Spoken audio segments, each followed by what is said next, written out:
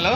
అందుకు జార్సుగూడలో జరగబోయే 15వ గోండ్వానా గోండ్ మహాసభ శంకారామ ఈరోజు మన భద్రాచలంలో పూరించడం జరిగింది.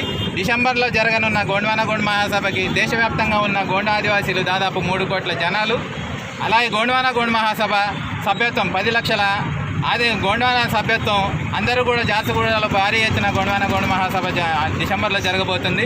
కాబట్టి తెలంగాణ ఆదివాసీలు, ఆంధ్రప్రదేశ్ ఆదివాసీలు, అలాగే యావత్ భారతదేశంలో ఉన్న ఆదివాసీలందరూ కూడా జార్సుగూడలో డిసెంబర్లో ఏకముక్తంతో గోండ్వానా సాధన కోసం ఉద్యమించడం 23, 24, 25, 26 को होगा, वो झारसुगुड़ा जिला में होगा। और इसका एक कारण है, क्योंकि अभी तो हम मुद्दे पे हैं, तो हमको जो सरकार है वो सरकार हमको थोड़ा अंधे बना दिया है। क्या है इसमें देखो, एजुकेशन में, आर्थिक जो डेवलपमेंट में देश में पैसा आइन लागू हुआ है। पैसा आइन अभी तक वो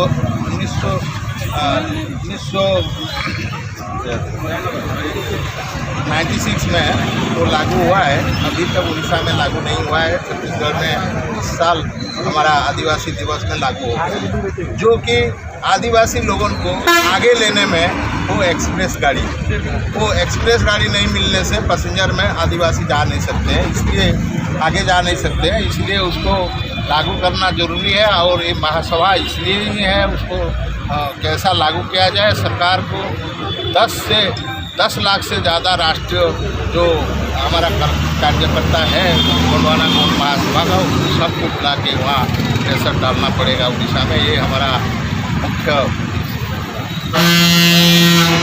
नेक्स्ट हमारा महासभा कहाँ चल रहा है? उड़ीसा में।